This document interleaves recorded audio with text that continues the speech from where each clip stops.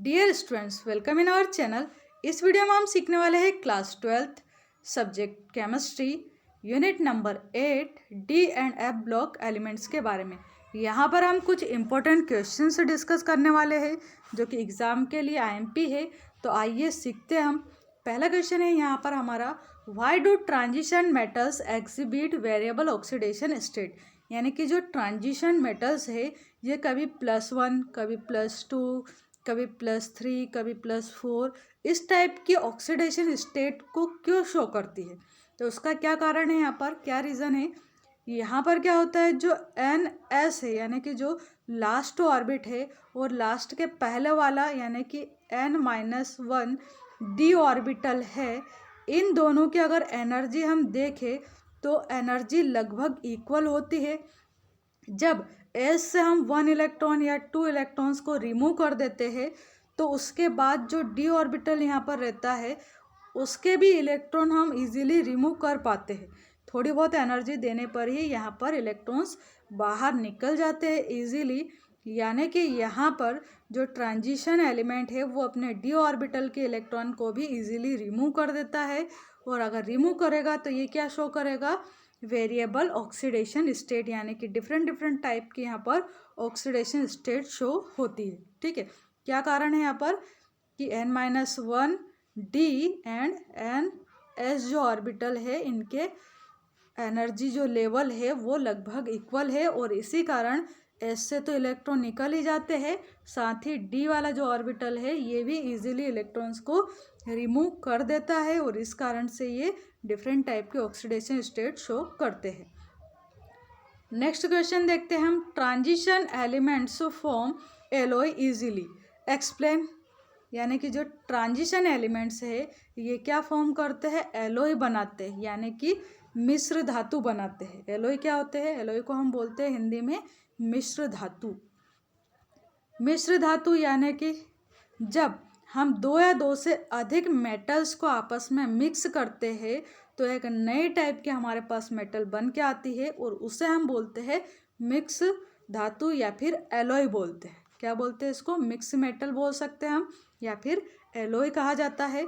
तो यहाँ पर क्वेश्चन क्या है हमारा कि ट्रांजिशन जो एलिमेंट है वो एलॉय का फॉर्मेशन करते हैं, क्यों करते हैं।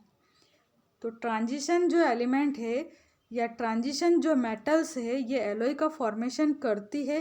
क्यों करती है, क्योंकि जो ट्रांजिशन एलिमेंट है ना इनके जो साइज़ है वो छोटे होते हैं काफ़ी, और जनरली जो ज़्यादातर जो एलिमेंट्स है उनके जो साइज़ है वो लगभग इक्वल होते हैं। ठीक है, इक्वल होने के कारण जो भी लेटिक बनता है यानी कि जो भी जाला बनता है उसमें से अगर एक मेटल को हम मेटल के एक किसी एलिमेंट या आइटम को अगर डिस्प्लेस कर दे किसी दूसरे मेटल से या एलिमेंट से तो यहाँ पर वो पॉसिबल हो जाता है। यानी कि यहाँ पर जैसा आप देखिए इस लेटिक्स में मैंने कुछ ये यहाँ पर डिफरेंट टाइप के कुछ एटम्स को ऐड करवा दिया। क्यों करवा दिया, क्योंकि इनका जो साइज़ है वो मेटल का जो पहले वाले एटम्स थे उनके साइज़ के लगभग इक्वल होते हैं।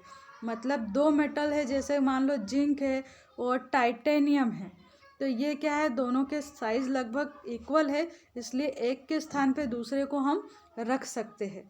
तो साइज़ इक्वल होने के कारण इनमें एलॉय फॉर्मेशन की एबिलिटी पाई जाती है। ठीक है, अब जो यहाँ पर एलॉय बनते हैं ये हम क्यों बनाते हैं, क्या कारण है कि हम दो अलग अलग धातुओं यानी दो अलग अलग टाइप की मेटल्स को मिक्स करके हम एक थर्ड टाइप की मेटल बनाते, इसका क्या कारण है। तो ऐसा करने से हमें जो थर्ड टाइप की मेटल मिलती है यानी कि जो एलॉय मिलती है या मिक्स धातु मिलती है वो कैसी होती है, हार्ड होती है काफ़ी, यानी कि उसकी जो रिजिडिटी है वो काफ़ी अच्छी होती है। मेटल की क्वालिटी यहाँ पर ऐसा करने से बढ़ जाती है, मेटल हार्ड हो जाती है और साथ ही इसका जो मेल्टिंग पॉइंट है वो भी काफ़ी हाई हो जाता है। ठीक है, और इसके कारण मेटल के ऊपर टेम्परेचर का ज़्यादा इफेक्ट नहीं पड़ पाता है। तो हम यहाँ पर प्रॉपर्टी इंक्रीज करने के लिए मेटल्स को मिक्स करके यहाँ पर हम मिक्स मेटल बनाते हैं।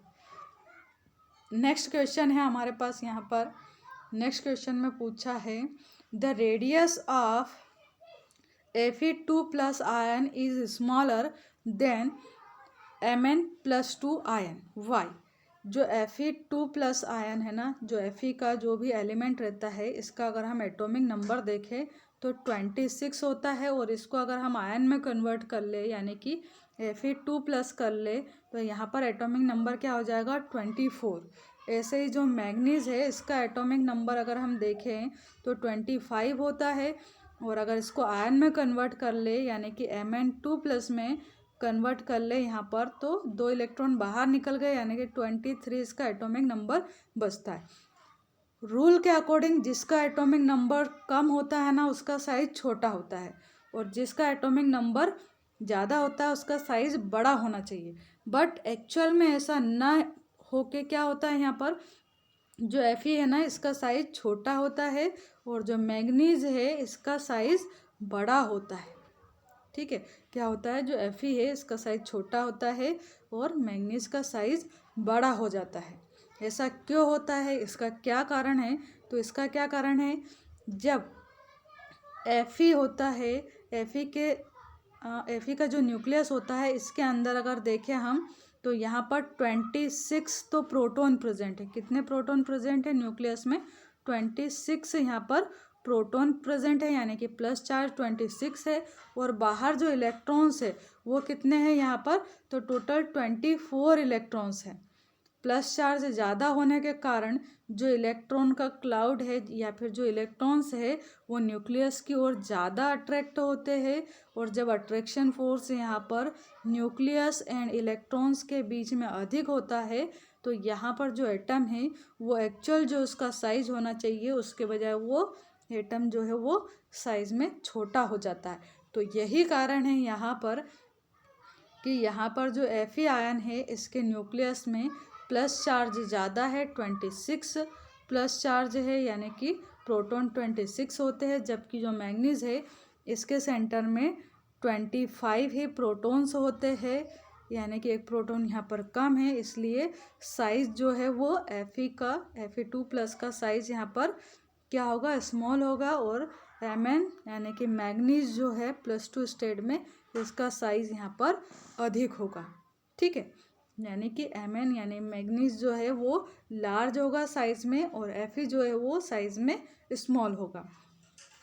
नेक्स्ट क्वेश्चन देखते हैं 6 में। यहाँ पर 2-3 क्वेश्चन दे रखे हैं, है ना, रीजन वाले छोटे छोटे 1-1 लाइन में इनके आंसर है, 1-1 2-2 लाइन में। तो देखते हैं फर्स्ट क्वेश्चन जो पूछा है वो क्या पूछा है यहाँ पर, transition metal possess the ability to form the complex compound explain। यानी कि जो ट्रांजिशन मेटल्स है उनके अंदर कॉम्प्लेक्स कंपाउंड बनाने की एबिलिटी पाई जाती है, एक्सप्लेन कीजिए। कॉम्प्लेक्स कंपाउंड क्या होते हैं पहले ये हमें पता होना चाहिए। तो जो थोड़े से टफ टाइप के या जो बड़े कंपाउंड्स होते हैं, जैसे यहाँ पर लिख दे Zn, यहाँ पर ब्रैकेट में लिख दूँ मैं Cn, तो इस टाइप का जो ये कंपाउंड यहाँ पर बनता है ये कैसा कंपाउंड है, तो ये कॉम्प्लेक्स टाइप का कंपाउंड है जिसमें मोर देन 2 एलिमेंट्स या फिर एटम्स आपस में जुड़ते हैं और एक कॉम्प्लेक्स स्ट्रक्चर बनती है, वहाँ पर हम बोलते हैं कि ये क्या है, कॉम्प्लेक्स कंपाउंड है। तो जो ट्रांजिशन एलिमेंट है वो कॉम्प्लेक्स कंपाउंड बनाने की एबिलिटी रखते हैं। क्यों रखते हैं, क्या कारण है इसका, तो इसके यहाँ पर A और B करके 2 रीजन्स दे रखे हैं। फर्स्ट रीजन में क्या कहा है, स्मॉल साइज ऑफ आयन, यहाँ पर जो आयन होता है उसकी साइज छोटी होती है। जैसे कॉम्प्लेक्स कंपाउंड ले लूँ मैं यहाँ Fe और यहाँ पर ले लेते हैं NH3, यहाँ पर मान लो 4 टाइम जुड़े हुए हैं, तो ये जो यहाँ पर ये वाला है ये है ट्रांजिशन एटम या फिर ट्रांजिशन एलिमेंट, और ये जो ट्रांजिशन एलिमेंट है इसका साइज छोटा होता है, इसलिए ये जो यहाँ पर जुड़ रहा है इसको हम लिगेंड बोलते हैं। और इसके प्रति ये जो छोटा आयन है इसका अट्रैक्शन फोर्स काफ़ी अधिक होता है, यानी कि ये जो ट्रांजिशन एलिमेंट है ये जो लिगेंड है इसको अपनी ओर अच्छे से अट्रैक्ट करता है। ठीक है, साइज छोटा होने के कारण ये अच्छे से अट्रैक्ट करता है और अट्रैक्शन फोर्स के कारण ही ये यहाँ पर आपस में जुड़े रहते हैं और एक कॉम्प्लेक्स कंपाउंड यहाँ पर ये बना लेते हैं। ठीक है, तो एक तो ये कारण है यहाँ पर कि जो आयन है यहाँ पर उसका साइज कैसा है, छोटा है। Small size of ion of these elements and high nuclear charge. और जो मेटल है यहाँ पर ट्रांजिशन मेटल है उसके पास यहाँ पर न्यूक्लियर चार्ज हाई होता है, यानी कि जैसा अभी हमने आयरन में देखा था 26 प्रोटॉन्स प्रेजेंट रहते हैं, यानी कि न्यूक्लियस के अंदर काफ़ी हाई पॉजिटिव चार्ज यहाँ पर प्रेजेंट होता है, जिसके कारण ये दूसरा जो लिगेंड होता है उसको अपनी ओर ये अट्रैक्ट करता है, या यूँ कहे लिगेंड के जो इलेक्ट्रॉन हैं उनको अपनी ओर ये अट्रैक्ट करता है, और इस कारण से कॉम्प्लेक्स कंपाउंड यहाँ पर ये बनाते हैं। दूसरा जो रीज़न दे रखा है वो क्या है यहाँ पर, they possess vacant D orbital, यानी कि यहाँ पर ये जो ट्रांजिशन एलिमेंट्स है या ट्रांजिशन एटम है इनके पास डी ऑर्बिटल रहते हैं, वैकेंट डी ऑर्बिटल रहते हैं, जिसमें नए आने वाले इलेक्ट्रॉन्स यहाँ पर इजीली आ जाते हैं। ऐसा एलिमेंट या ऐसा आयन जिसके पास वैकेंट डी ऑर्बिटल्स नहीं रहते हैं वो कॉम्प्लेक्स कंपाउंड नहीं बना सकते, और जिनके पास डी ऑर्बिटल वैकेंट रहते हैं वो यहाँ पर कॉम्प्लेक्स कंपाउंड बना सकते हैं। तो जितने भी ट्रांजिशन एलिमेंट है वो ज़्यादातर के पास यहाँ पर वैकेंट डी ऑर्बिटल्स होते हैं, और इस कारण से ये कॉम्प्लेक्स कंपाउंड बना पाते हैं। एक तो यहाँ पर साइज़ का कारण है, साइज छोटा होता है, अट्रैक्शन फोर्स अधिक होता है, इसलिए ये कॉम्प्लेक्स कंपाउंड बनाते हैं। और दूसरा क्या रीज़न है यहाँ पर कि इनके पास डी ऑर्बिटल वैकेंट होता है, ठीक है, जिससे कि आने वाला जो नया इलेक्ट्रॉन है वो इजीली डी ऑर्बिटल में यहाँ पर एंटर कर जाता है, इसलिए भी ये कॉम्प्लेक्स कंपाउंड बनाते हैं। तो ये दो रीज़न आपको यहाँ पर याद रखने हैं। अब हम देखते हैं नेक्स्ट यहाँ पर सेकंड नंबर का क्वेश्चन, 6 का सेकंड वाला जो क्वेश्चन है उसमें क्या कहा है यहाँ पर कि Zn यानी कि जिंक, Cd यानी कैडमियम, Hg यानी कि mercury do not show the property of transition element. ये तीनों ही मेटल ऐसे है जिनको ट्रांजिशन के ग्रुप में तो रखा गया है बट ये ट्रांजिशन वाली प्रॉपर्टी शो नहीं करती, ठीक है। क्यों नहीं करती ये ट्रांजिशन मेटल के प्रॉपर्टी को शो, क्योंकि इनके पास जो है इनका जो डी ऑर्बिटल है वो अगर यहाँ पर हम देखें तो डी ऑर्बिटल पूरी तरह से यहाँ पर भरा हुआ रहता है। जैसे यहाँ पर देखिए Zn का अगर हम लास्ट का इलेक्ट्रॉनिक कॉन्फ़िगरेशन देखें तो क्या है 3d10 4s2, कैडमियम में क्या है 4d10 5s2, Hg यानी मरकरी में 5d10 है और 6s2 है, यानी कि सब जगह अगर आप देखो यहाँ पर सभी जगह, तो सभी जगह यहाँ पर जो D है उसके पास 10 इलेक्ट्रॉन है, यानी कि D जो है वो कम्प्लीटली फील्ड है, यहाँ पर D ऑर्बिटल कम्प्लीटली फील्ड है, इसमें एक भी अनपेयर्ड इलेक्ट्रॉन नहीं है, इसलिए यहाँ पर ये D ऑर्बिटल जो पार्शियली फील्ड नहीं है, यानी कि यहाँ पर ये जो जिंक है, कैडमियम है और मरकरी है ये तीनों ही यहाँ पर ट्रांजिशन मेटल्स नहीं होगी, ठीक है। ये कैसी है, नॉन ट्रांजिशन टाइप की मेटल्स है या नॉन ट्रांजिशन टाइप की ये प्रॉपर्टी को शो करती है। इनको ट्रांजिशन ग्रुप में ज़रूर रखते हैं बट ये प्रॉपर्टी शो नहीं करती है ट्रांजिशन मेटल्स की। अब नेक्स्ट क्वेश्चन है लास्ट, इसके बाद एक और क्वेश्चन रहेगा हमारा, सेकेंड लास्ट क्वेश्चन है, लास्ट नहीं है। Why is titanium known as wonder metal. जो टाइटेनियम है जिसका सिंबल हम Ti लिखते हैं, एटॉमिक नंबर इसका 22 है, इसको वंडर मेटल क्यों कहा है, यानी आश्चर्य की धातु क्यों कहा है, तो इसके अंदर कुछ ऐसी प्रॉपर्टीज़ है जो अदर मेटल्स में नहीं पाई जाती, इसी कारण से इसे हम वंडर मेटल कहते हैं। जैसे कि कौन कौन सी प्रॉपर्टी है, तो फर्स्ट अगर प्रॉपर्टी देखिए तो जो टाइटेनियम है वो अच्छे से शाइन करती है, यानी कि इसके पास शाइनिंग होती है, वाइट कलर की मेटल होती है, वाइट शाइनिंग मेटल है, यानी कि इसमें शाइनिंग अच्छी है इसलिए ये अच्छी है। दूसरा इसकी अगर प्रॉपर्टी हम देखें तो ये काफ़ी हार्ड होती है, यानी काफ़ी स्ट्रॉन्ग होती है, यहाँ तक कि ये जो स्टील मेटल है उससे भी अधिक हार्ड है। इसके अलावा इसका जो मेल्टिंग पॉइंट है वो काफ़ी हाई है ना, मेल्टिंग पॉइंट हाई है तो इसके ऊपर ज़्यादा टेम्परेचर का इफेक्ट नहीं पड़ता। इसके अलावा ये गुड कंडक्टर है इलेक्ट्रिसिटी की, यानी इलेक्ट्रिसिटी में इसके अच्छे वायर हम बना सकते हैं, इलेक्ट्रिसिटी को ये इजीली कंडक्ट कर देती है, तो इलेक्ट्रिसिटी वाली प्रॉपर्टी भी अच्छी है इसकी। इसके अलावा रेजिस्टेंट टू कोरोजन, यानी कि इसके ऊपर इजीली जंग नहीं लगती। तो ये कोरोजन के प्रति क्या है, रेजिस्टेंट है। हमें ऐसे ही मेटल की ज़रूरत पड़ती है जिस पे इजीली जंग ना लगे, ताकि उसको हम लंबे समय तक यूज़ कर सके। तो ये वाली प्रॉपर्टी भी टाइटेनियम में पाई जाती है।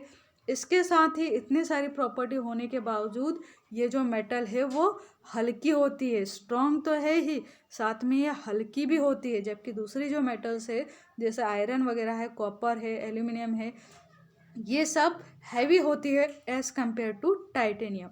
अब ये जो मेटल है वो लाइट होने की वजह से, यानी हल्की होने की वजह से, इसको हम वन प्लेस से अनदर प्लेस पर इजीली कैरी कर पाते हैं। तो ये प्रॉपर्टी भी इसमें अच्छी है। यानी कि इतनी सारी प्रॉपर्टीज़ के कारण इसे हम क्या कहते हैं, वंडर मेटल कहते हैं। कौन कौन सी प्रॉपर्टी है एक बार रिकॉल करते हैं। शाइनिंग वाइट है ये, यानी कि वाइट कलर की शाइनिंग मेटल है।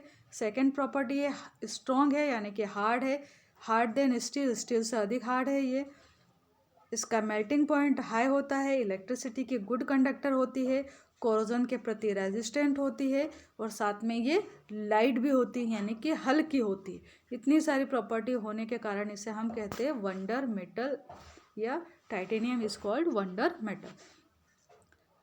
अब हमारे यहाँ पर लास्ट क्वेश्चन है। लास्ट क्वेश्चन क्या है, टाइटेनियम डाइऑक्साइड, यानी कि TiO2, इसको बोलेंगे अपन टाइटेनियम डाइऑक्साइड। तो ये जो टाइटेनियम डाइऑक्साइड है ये कैसा है, वाइट कलर का है।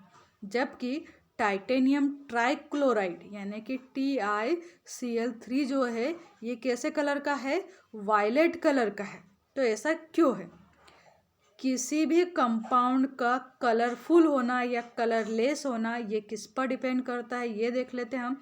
तो जो टाइटेनियम है ना, इसका अगर आप इलेक्ट्रॉनिक कॉन्फ़िगरेशन देखोगे टाइटेनियम डाइऑक्साइड का, तो टाइटेनियम डाइऑक्साइड में यहाँ पर जो इसका इलेक्ट्रॉनिक कॉन्फ़िगरेशन है उसमें D में 0 इलेक्ट्रॉन होते हैं और 4s में भी 0 इलेक्ट्रॉन होते हैं। यानी कि यहाँ पर कोई भी अनपेयर्ड इलेक्ट्रॉन प्रेजेंट नहीं होता है। साथ ही अगर हम टाइटेनियम ट्राइक्लोराइड का इलेक्ट्रॉनिक कॉन्फ़िगरेशन यहाँ पर देखें, तो इसका इलेक्ट्रॉनिक कॉन्फ़िगरेशन क्या है, यहाँ पर 3D में 1 इलेक्ट्रॉन है और 4s में यहाँ पर 0 इलेक्ट्रॉन है। तो ऐसे एलिमेंट या ऐसे कंपाउंड जिनके पास में एटलीस्ट 1 अनपेयर्ड इलेक्ट्रॉन हो, क्या हो, एटलीस्ट 1 अनपेयर्ड इलेक्ट्रॉन हो, वो कलरफुल होते हैं, यानी कि उनके अंदर किसी न किसी टाइप का कलर प्रेजेंट होता है। जैसे जो टाइटेनियम ट्राइक्लोराइड है इसमें D के पास 1 अनपेयर्ड इलेक्ट्रॉन प्रेजेंट है। जबकि टाइटेनियम डाइऑक्साइड जो है इसके पास D के पास एक भी इलेक्ट्रॉन नहीं है अनपेयर, और ना ही S के पास है। और अब यहाँ पर अगर इलेक्ट्रॉन नहीं है अनपेयर्ड, तो इनके बीच में जो D और D ऑर्बिटल के बीच जो इलेक्ट्रॉन का ट्रांजिशन होना चाहिए वो ट्रांजिशन नहीं हो पाता है। और ट्रांजिशन नहीं हो पाता तो यहाँ पर कलर हमें नहीं मिल पाता। जबकि जो टाइटेनियम ट्राइक्लोराइड है इसमें यहाँ पर 3D में 1 इलेक्ट्रॉन है, और 3D में यहाँ पर 1 इलेक्ट्रॉन होने के कारण जो D ऑर्बिटल है और दूसरा जो D ऑर्बिटल है इसमें से यहाँ से उठ के ये इलेक्ट्रॉन नेक्स्ट वाले ऑर्बिट यानी ऊपर वाले ऑर्बिट में चला जाता है, यानी एक D ऑर्बिटल से दूसरे D ऑर्बिटल में चला जाता है। यानी यहाँ पर D टाइप का ट्रांजिशन होता है, और जिसमें अनपेयर्ड इलेक्ट्रॉन है उसमें D ट्रांजिशन है, यानी कि यहाँ पर जो है वो हमें कलर मिलेगा। इसी कारण से जो टाइटेनियम ट्राइक्लोराइड है ये वायलेट कलर का होता है, जबकि टाइटेनियम डाइऑक्साइड जो है वो कैसा होता है, कलरलेस होता है, या यूँ कहे कि वाइट कलर का होता है। यानी इसमें अगर जनरली देखें तो कलर जो है कोई डिफरेंट टाइप का अलग से रेड, ग्रीन, ब्लू इस टाइप का कलर हमें नहीं मिलता है। ठीक है, तो ये हमें कॉन्सेप्ट याद रखना है कि जिनके पास भी unpaired electron, at least 1 unpaired electron भी अगर प्रेजेंट है तो वो क्या है, कलरफुल है कंपाउंड। और जिनके पास सारे के सारे कैसे है, डायमैग्नेटिक हैं, यानी कि सारे के सारे इलेक्ट्रॉन्स अगर पेयर्ड है, कोई भी यहाँ पर अनपेयर नहीं है, तो वो क्या हो जाएंगे, कलरलेस हो जाएंगे। तो ये हमें कॉन्सेप्ट यहाँ पर कलरफुल एंड कलरलेस के लिए याद रखना है। तो ये थे हमारे आज के इम्पोर्टेंट क्वेश्चंस। आई होप आपको ये सारे क्वेश्चन अंडरस्टैंड हुए होंगे and thank you so much for watching this video. Thank you.